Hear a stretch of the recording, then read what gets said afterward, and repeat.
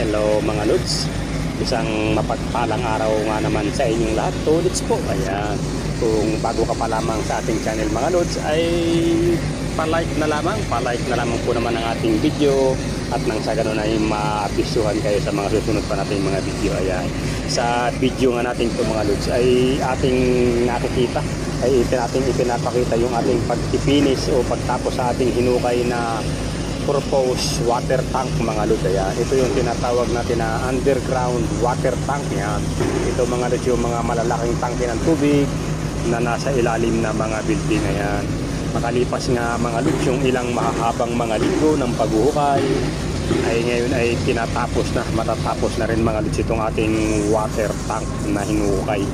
Ayan mga Lods, maraming mga ito mga Lods, maraming mga design pa sa ilalim. May mababaw, may mataas, may patagilid, may patatsulok. Sari-saring disenyo mga Lods ang nasa ilalim ito. Kaya naman medyo matagal talaga kasi pabalik-balik yung ilan nating mga hinuhukay, pabalik-balik, pabago-bago, nagkakaroon ng mga revision sa plano.